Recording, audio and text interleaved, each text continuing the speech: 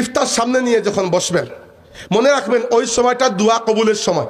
এটা কোনো সন্দেহ আছে না? ইফতারের কিছু দোয়া আছে, ওইগুলা পড়তে ভুলবেন না, ওইগুলা সুন্নাত। ولقد يسرنا القرآن للذكر فهل من مدكر। দুইটা দোয়া আছে, দুইটাই সুনানে আবু দাউদ কিতাবের মধ্যে আছে। একটা ইফতারের আগে আর একটা পানি খাওয়ার পরে, মধ্যখানে বা ইফতার পরেও করতে পারেন, সমস্যা নাই। প্রথমটা হচ্ছে যেটা আমরা সাধারণত ইফতারের আগে পড়ি, ওইটাও সুনানে আবু দাউদ কিতাবের মধ্যে একটা হাদিস রয়েছে, যদিও হাদিসের সদরটা একটু দুর্বল, কিন্তু দোয়া হিসাবে পড়া যায়, তা কোনো সমস্যা নাই। আমরা অনেকেই জানি, অনেকেই পড়ি আল্লাহুম্মা লাকা সুমতু ওয়া আলা রিজকিকা আফতারতু, এটা না এই দোয়া। তো এটাও সুন্নাত, এই দোয়া ইফতারের আগে আপনি করতে পারেন। অর্থ কি প্রথমে বুঝেন।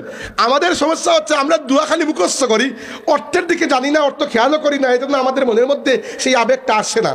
আল্লাহর রসুলের দোয়ার চাইতে বড় দোয়ার কিছু হতে পারে?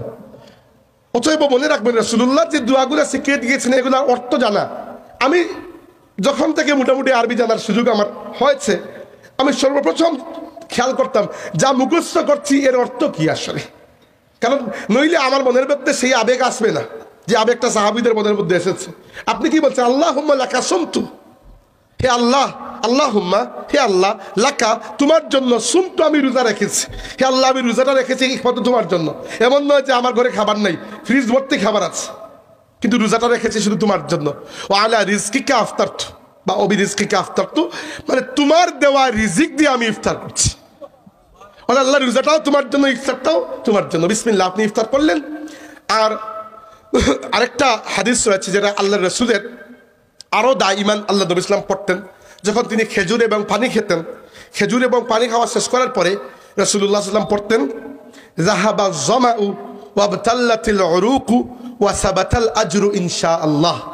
আবার বলছি, এটা একটু কঠিন, সবাই হুট করে মুখস্থ করতে পারবেন না, কিন্তু লিখে নিয়ে যাবেন।